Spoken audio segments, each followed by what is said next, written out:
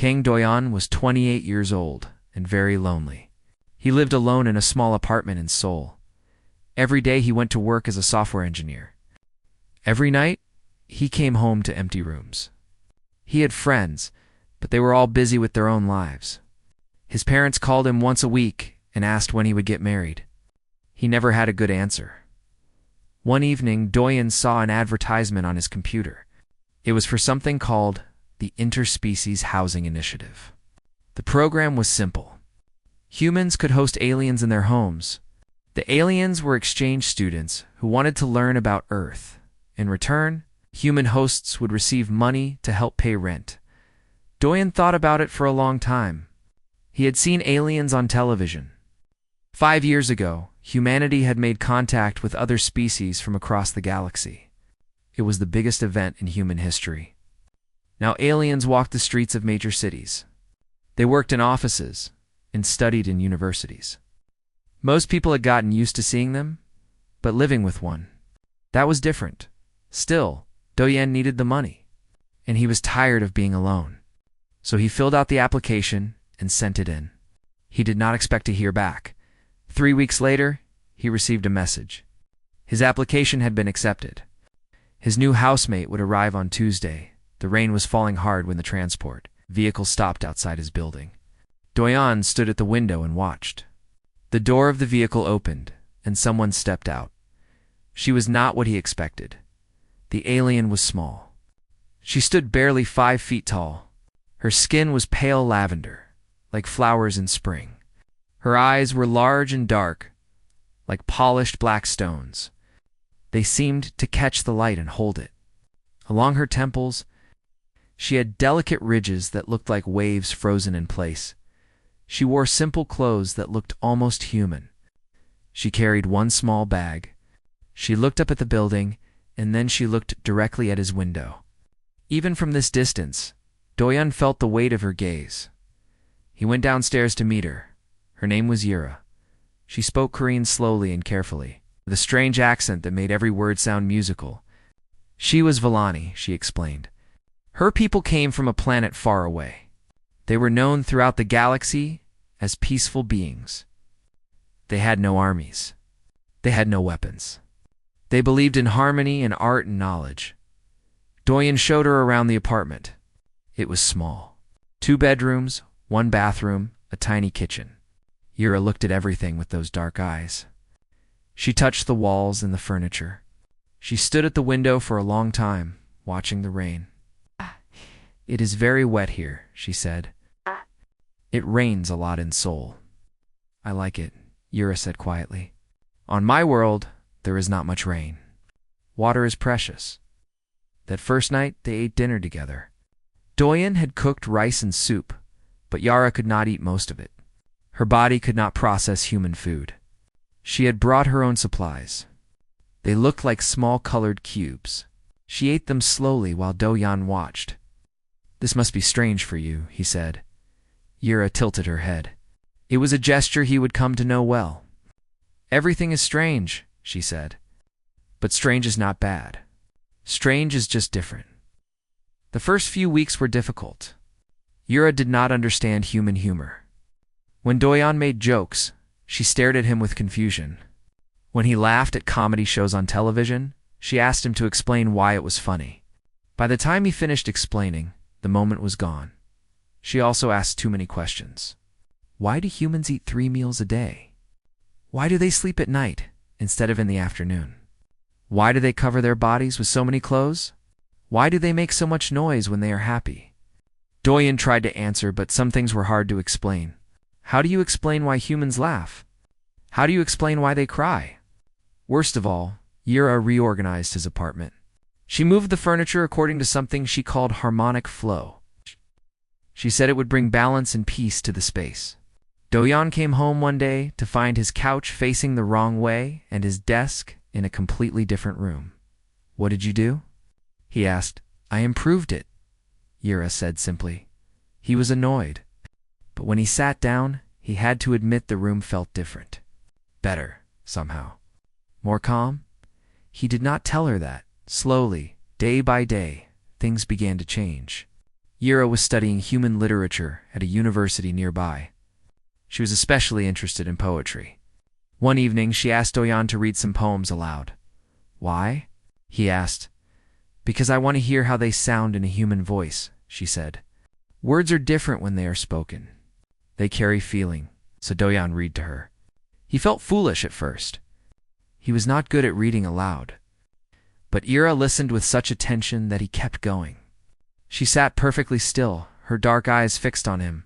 When he finished, she was quiet for a long time. "Beautiful," she said finally. "Your language is very beautiful." After that, reading became their routine. Every evening after dinner, Doyan would read and Yura would listen. Sometimes she asked questions. Sometimes she just closed her eyes and let the words wash over her. In return, she taught him things too. She showed him Villani meditation techniques. Doyan had always had trouble sleeping. His mind was always too busy, too full of worries. But when he practiced the exercises Yura taught him, something changed. He found a quiet place inside himself. For the first time in years, he slept through the night. He introduced her to Korean dramas. At first, Yura watched with the same scholarly intensity she brought to everything. She took notes. She asked questions about the relationships between characters. But soon, she was hooked. She would stay up late, watching episode after episode. "The emotions are very strong," she said. "Villani do not express feelings this way. We are more quiet inside. Do you like it?" Doyan asked. Yura considered the question carefully. "I think I do," she said. "It is overwhelming, but also wonderful." 6 months passed. The seasons changed. Summer turned to autumn, and autumn turned to winter. Doyan stopped thinking of Yura as his alien housemate. She was simply Yura. She was part of his life. He noticed things about her. The way she hummed when she was thinking. The way she tilted her head when she was curious. The way her skin seemed to glow faintly in the evening light. The way she smiled, rare and precious, like finding a flower in snow. He did not say anything. Neither did she. But something was growing between them, quiet and steady, like a plant reaching toward the sun. Then the news came. It was a normal evening. Doyan was at work. Yura was home watching the news on television. And suddenly, everything changed. The Keth had arrived at her homeworld, and they had come to destroy everything. The Keth were monsters. Everyone in the galaxy knew this. They had conquered 37 star systems. They destroyed entire civilizations. They were tall and reptilian, with scales like armor and teeth like knives. They were bred for one purpose: war. The Keth did not negotiate. They did not trade. They did not make friends. They saw other species as either enemies to kill or slaves to use. For centuries, they had spread across the galaxy like a disease. And now they had turned their eyes toward Villani Prime. Yura's homeworld had no defenses. The Villani had never built weapons. They had never trained soldiers. They believed that peace was the only way. When the Keth warships appeared in their sky, the Villani government sent a message of welcome. They offered friendship. They offered to share their art and their knowledge. The Keth answered by burning 3 cities from orbit. Doyan came home from work that evening. The apartment was dark. He called out for Yura, but there was no answer. He found her sitting on the floor in her room. She was shaking. Her body trembled like a leaf in the wind. "Yura," he said softly. "What happened?" She looked up at him. Her dark eyes were wet. He had never seen her cry before. Her tears were silver like liquid moonlight. They rolled down her lavender cheeks and dripped onto the floor. "My family," she whispered. "They live in the capital. I do not know if they are alive. I cannot reach them. The communications are down. Everything is burning." Doyan did not know what to say. He did not have the right words. So he sat down beside her and put his arms around her. She was cold. Her body felt fragile, like something that could break. He held her for hours. She cried until she had no more tears. Her silver tears burned against his skin, leaving faint marks that would take days to fade. He did not let go. The news got worse as the days passed. The Keth were systematic. They moved from city to city, destroying everything. They killed millions of Villani. Those who survived were taken as prisoners.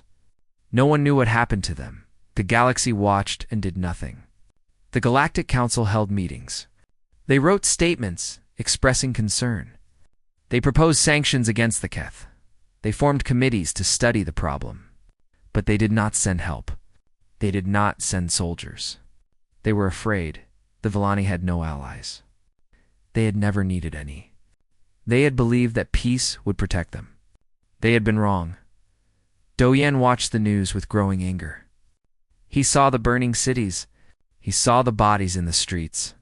He saw children crying for parents who would never come home. And he saw the galaxy's leaders talking and doing nothing. Humanity watched too.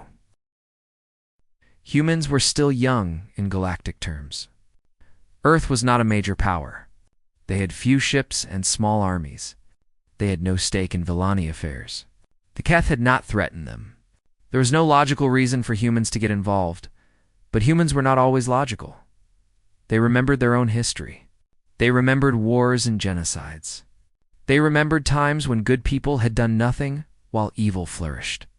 They remembered the lessons written in blood. This time, they chose differently. Within 3 days, United Earth Defense Force announced the largest military operation in human history. Every ship that could fly was called into service. Old warships that had been retired were brought back.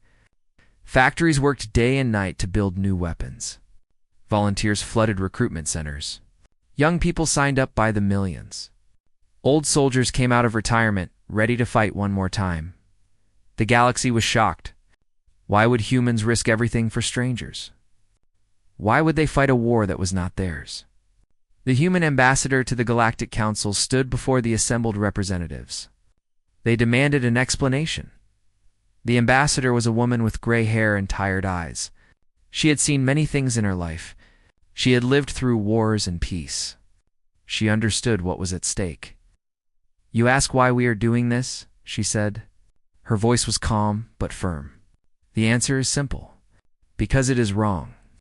What the Keth are doing is wrong, and someone has to stop them. "But the cost," one of the representatives said, "the risk to your people." "We know the cost," the ambassador replied. "We know we might lose. We know many of us will die. But there are things worse than dying. Watching innocent people be slaughtered while we do nothing is worse. Living with that shame is worse." She paused and looked around the room. Many of the representatives would not meet her eyes. "My species has made many mistakes," she continued. "We have done terrible things to each other. We are not perfect, but we have learned something important. Evil wins when good people are afraid to act. We will not be afraid. Not this time." The council chamber was silent. Doyan watched the broadcast at home with Yara beside him. Her hand gripped his so tightly that it hurt. He saw the ships launching into space. He saw the volunteers saying goodbye to their families. He saw the determination on human faces. He thought about his grandfather. The old man had fought in wars long ago. He had told Dojan stories about courage and sacrifice. He had said that some things were worth dying for. He thought about his grandmother. She had survived terrible times. She had lost family and friends, but she had never given up. She had rebuilt her life and found happiness again. He thought about all the generations before him, all the people who had fought and suffered so that he could live in peace. What would they think if they saw him now? Would they be proud? Then he looked at Yura. Beautiful, gentle Yura. She had never known violence. Her people had never known war. And now they were being destroyed simply because they believed in peace. How could he sit here and do nothing? "I have to go," he said quietly. Yura turned to look at him. Her dark eyes searched his face. She understood immediately what he meant. "You want to fight?" she said. It was not a question. "Yes, it is dangerous. You could die, I know. The Keth are powerful. They have conquered many worlds. They have never been defeated, I know." Yura was quiet for a long moment. Doyan waited for her to argue. He waited for her to beg him to stay. He did not know what he would do if she did, but she did not argue. She did not beg. Instead, she reached up and touched his face with her cool fingers. "My people do not understand violence," she said softly. "We never have. But I am beginning to understand something else. I am beginning to understand why humans are the way they are. You feel things so strongly. You love so fiercely. And when the things you love are threatened, you will do anything to protect them." A silver tear rolled down her cheek. "Go," she said. "Do what you must do, but promise me something. Anything. Promise me you will come back." Do-yeon took her hand in his. He felt how fragile her fingers were. He felt how much she was trembling. "I promise," he said. He did not know if he could keep that promise, but he knew he would try. He would try with everything he had, because some things were worth dying for, and some things were worth living for too. The next morning, Do-yeon went to the recruitment center. The line stretched around the block. Men and women of all ages waited to sign up. They were students and workers, parents and children. They were ordinary people who had decided to do something extraordinary. Do-yeon took his place in line and waited. The galaxy was about to learn what humans were truly capable of. Do-yeon had never held a weapon before he joined the army. He had never been in a fight. He was a software engineer who spent his days writing code and his nights reading poetry to an alien woman with lavender skin. He was not a soldier, but the military did not care what he had been. They only cared about what he could become. Training was brutal. They woke him before sunrise and worked him until he could barely stand. They taught him to shoot. They taught him to fight. They taught him to survive. They broke him down and built him back up, piece by piece. Do-yeon was not the strongest recruit. He was not the fastest, but he had something that some of the others did not have. He had a reason. Every time he wanted to quit, he thought of Yura. He thought of her silver tears. He thought of her people burning. 3 months later, he shipped out for Villani Prime. The journey took 2 weeks. Do-yeon spent most of it staring out the window at the stars.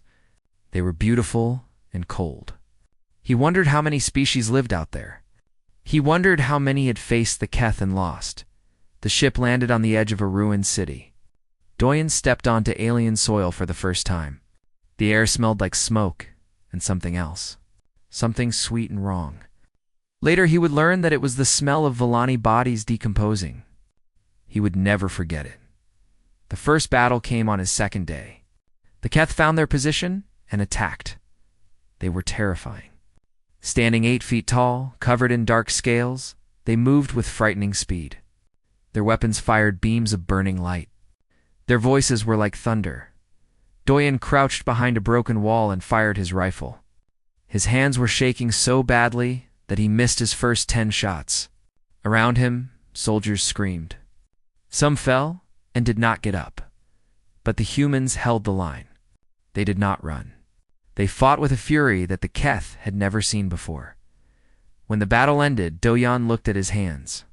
They were covered in dust and blood. He was still alive. He did not know how. That night, he sent a message to Yura. He kept it short.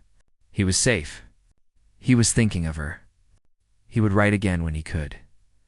She sent a message back. She was working with the refugee organization, helping Villani who had escaped the invasion. She was not sleeping much. She was scared for him. At the end of her message, she had written a line of Villani poetry. He did not understand the words, but he kept the message saved. He read it every night before he tried to sleep. The war was worse than anything Do-yeon had imagined. The Keths were not just enemies. They were monsters. They killed without mercy. They tortured prisoners for entertainment. They destroyed everything beautiful. Do-yeon saw things that broke his heart. He found Villani children hiding in the ruins of their homes, alone and terrified. He found bodies of civilians executed in the streets. He found messages written on walls by people who knew they were about to die. He also saw heroism.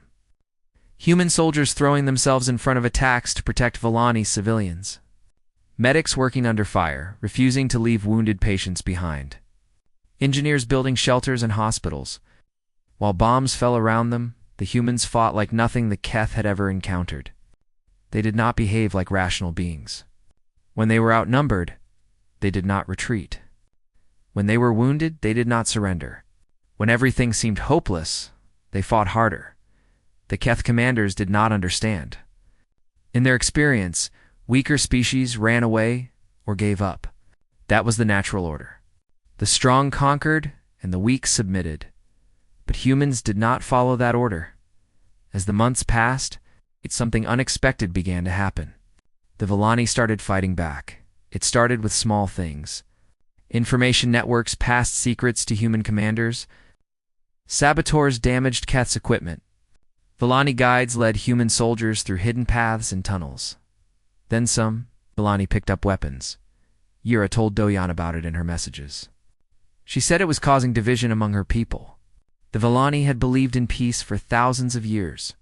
Violence was against everything they stood for. Many thought that fighting would make them no better than the Keth, but others disagreed. They had watched their cities burn. They had lost family and friends. They had seen that peace meant nothing to an enemy who wanted only destruction. One old, Loeni philosopher wrote a famous essay. He said that peace was a choice, not a rule of nature. And sometimes, to protect peace, you had to be willing to fight for it. The Villani who took up arms were not good soldiers. They had no instincts for combat. They flinched at loud noises. They hesitated when they should have fired. Many of them died. But they learned. Day by day, battle by battle, they learned. Doyan fought alongside them. He trained them when he could. He showed them how to hold a weapon, how to take cover, how to work as a team. They looked at him with something like wonder. "Why did you come here?" one of them asked. "This is not your world. This is not your war." Doyan thought about the question for a long time before answering. "My grandmother used to tell me stories," he said. "She lived through terrible times when she was young. People suffered and died. And she always said the same thing. She said that we are all connected. When one person suffers, we all suffer. When one person fights for freedom, they fight for all of us." He paused. "This is my war," he continued, "because you are my friends. Because what is happening to you is wrong. Because I could not live with myself if I did nothing." The Villani soldier looked at him with those large dark eyes. Then he nodded slowly. "I think I understand now," he said. "Why humans are so strange. You feel everything so deeply. You cannot separate yourselves from others. Is that bad?" Doyan asked. "No," the Villani said. "I think it might be the most beautiful thing I have ever seen." Back on Earth, Yura threw herself into the war effort. She organized refugee camps. She translated intelligence reports. She worked as a connection between human commanders and Villani resistance groups. She barely slept. She barely ate. She pushed herself until she nearly collapsed. Doyan worried about her. He told her to take care of herself. She told him to focus on staying alive. They sent messages whenever they could. Sometimes the communication networks were down for days. Those were the worst times. Doyan would lie awake at night, wondering if she was okay. Wondering if he would ever see her again, he sent her recordings of himself reading Villani poetry. His accent was terrible. He mispronounced half the words. But he kept practicing, kept trying to get better. She sent him videos of Earth, sunsets over Seoul, rain falling on city streets, cherry blossoms in the spring. She said she wanted him to remember what he was fighting for. He saved every video. He watched them on the nights when the war felt endless, when hope seemed impossible, when he wondered if any of this would matter in the end. One night, after a particularly bad battle, Doyan sat alone in the ruins of a Villani temple. The walls were covered in beautiful paintings, now scarred by weapons fire. The floor was littered with debris. He looked up at what remained of the ceiling. Through the holes, he could see the stars. He thought about Yura. He thought about the life they might have had if the war had never happened. He thought about all the things he had never told her. He made a promise to himself. If he survived this, he would tell her everything. No more waiting. No more silence.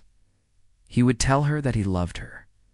The stars burned cold and distant above him. Somewhere out there, she was looking at the same sky. He had to believe that. He had to believe he would see her again. Otherwise, what was he fighting for? The Battle of Villani Prime began on a cold morning.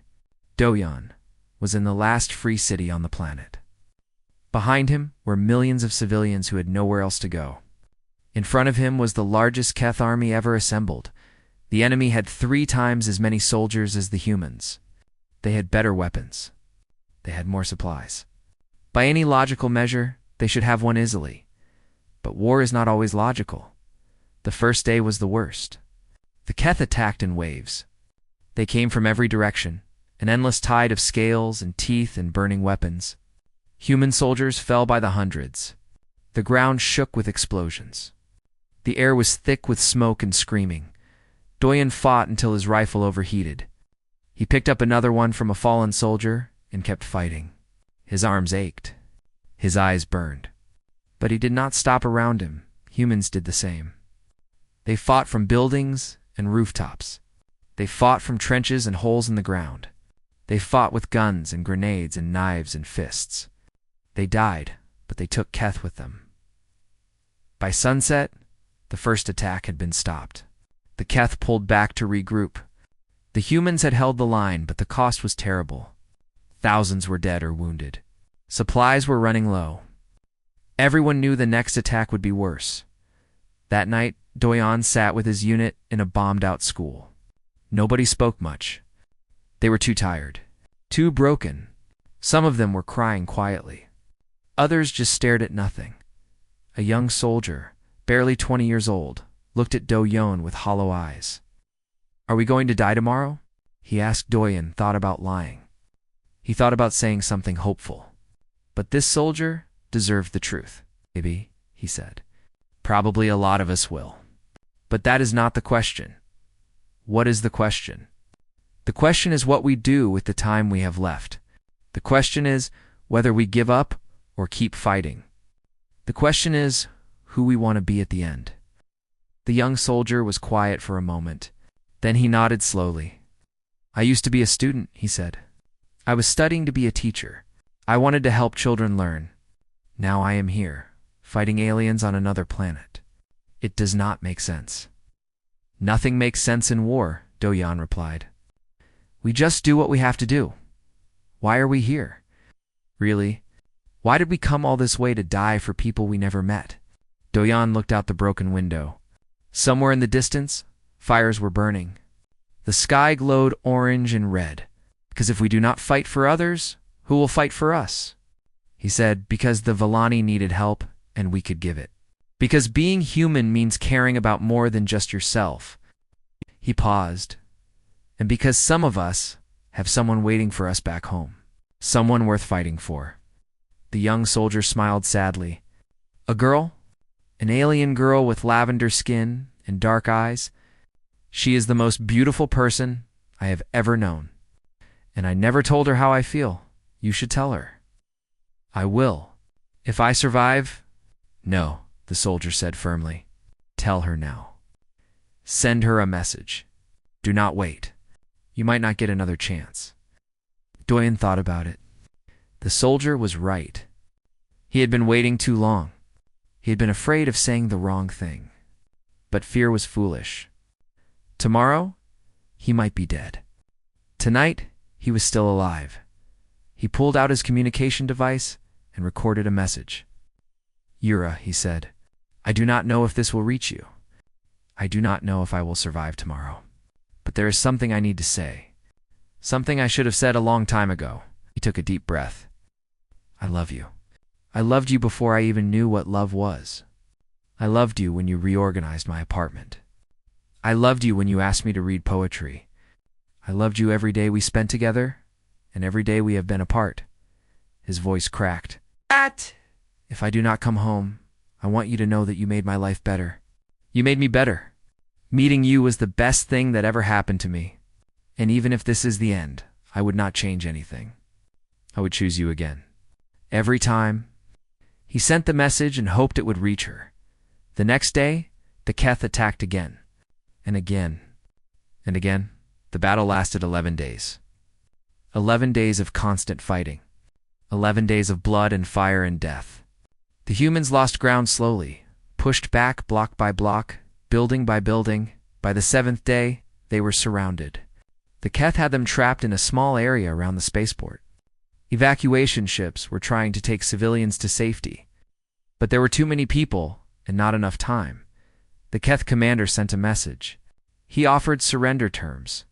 The humans could lay down their weapons and become prisoners. Many would be spared. Everyone knew what Keth prisoners faced: slavery, torture, a slow death in work camps. Surrender was not really an option. The human commander, a woman named General Park, gathered her officers. Doyan was there. He had been promoted after his captain died. There were not many officers left. They expect us to surrender, General Park said. They think we are beaten.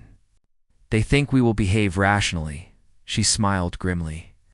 They are wrong. Her plan was insane. Instead of defending their positions, they would attack. They would charge directly at the Keth lines. It made no military sense. It was suicide, but it was also the last thing the Keth would expect. We cannot win, General Park continued, but we can buy time. Every minute we fight is another minute for the evacuation ships. Every soldier we kill is one less to hunt the refugees. We can make them pay for every inch of ground. Ouch. She looked around the room. I will not order anyone to do this. This is a volunteer mission. If you want to stay behind and help with the evacuation, no one will judge you. No one moved. Then we attack at dawn. Doyan did not sleep that night. He thought about Yura. He hoped she had received his message.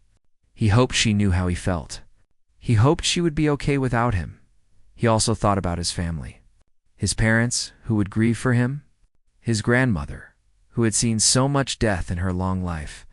He wished he could talk to them one more time. When dawn came, the human soldiers gathered at the edge of their defensive line. The Keth positions stretched before them, fortified and strong. In any normal war, the attack would have been impossible. But this was not a normal war. And these were not normal soldiers. General Park raised her weapon. For Earth, she said. For Villani. For everyone who cannot fight for themselves.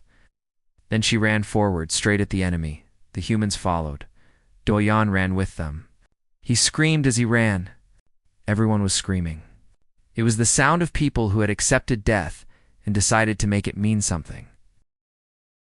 The Keth were not prepared. They had expected a siege.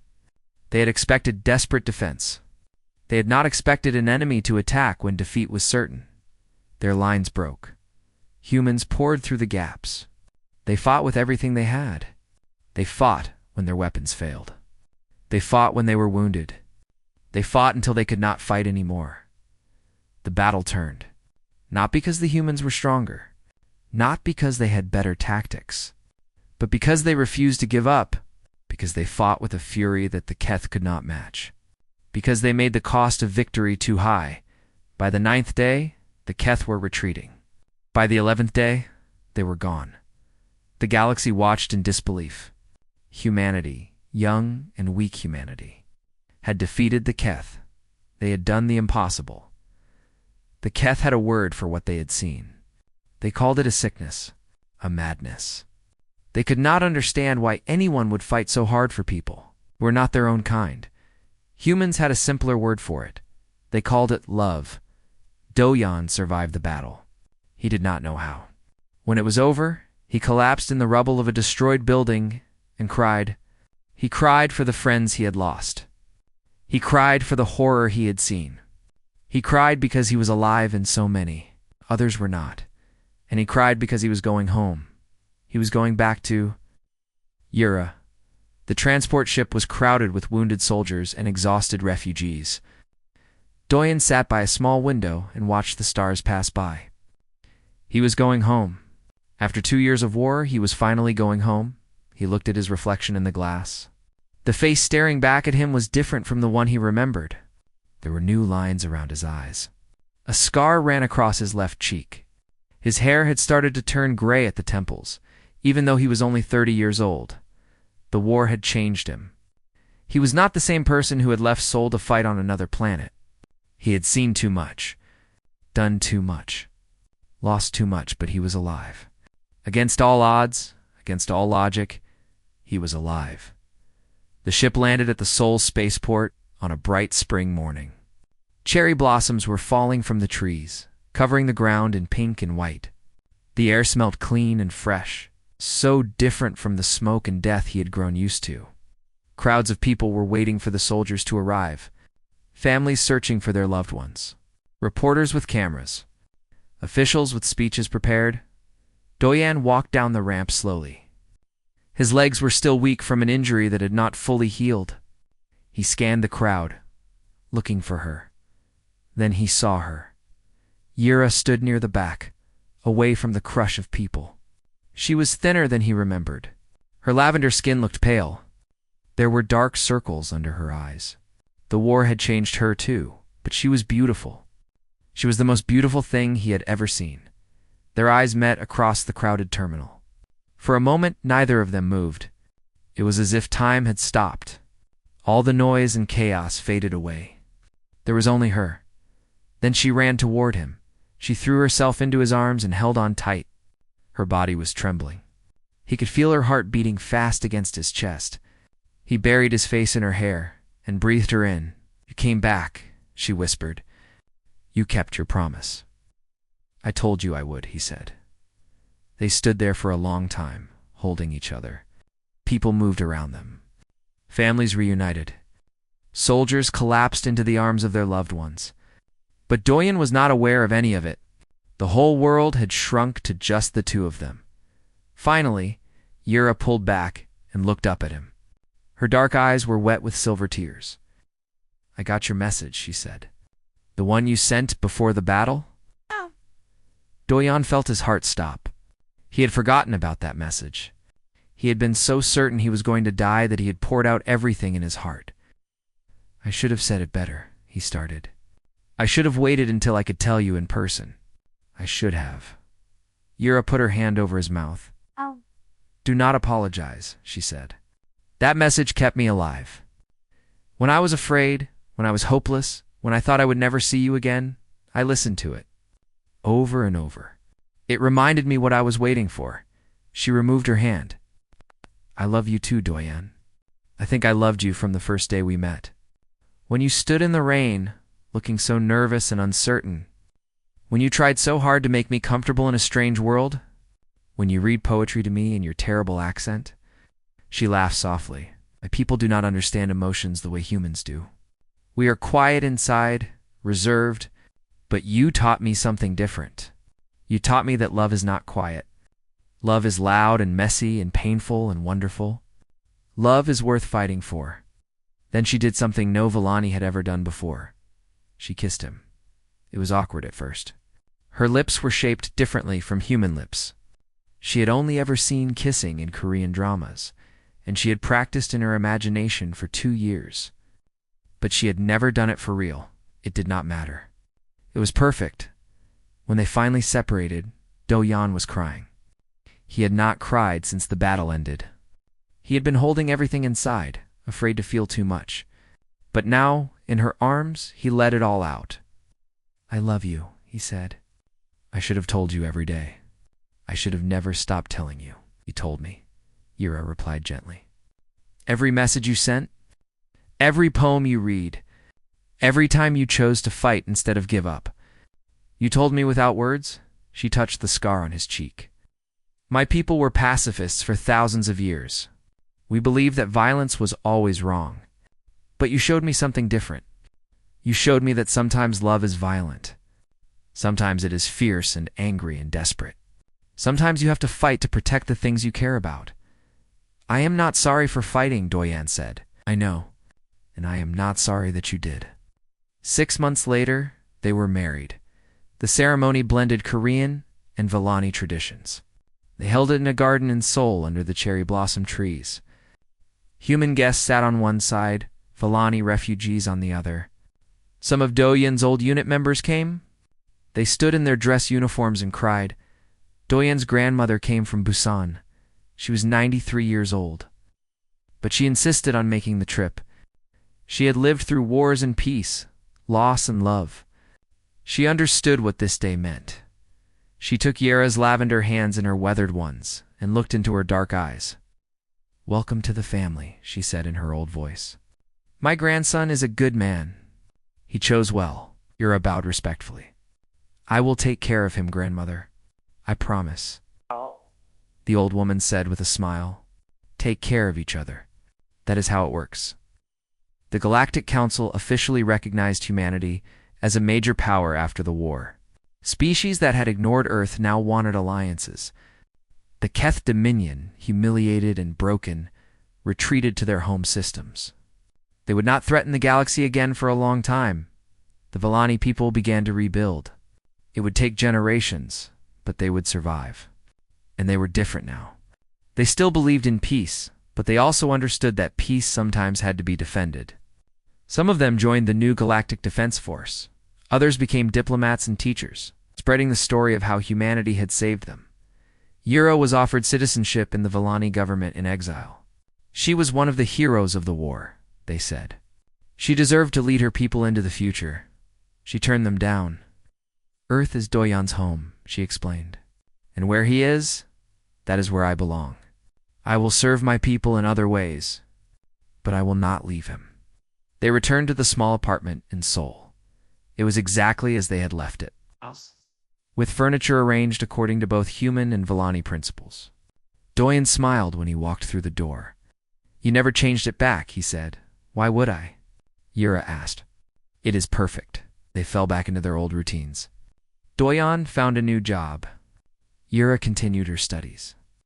In the evenings, he read to her, and she listened with those dark eyes that had first captured his heart. Some nights Doyan woke up from nightmares. He would see the battles again.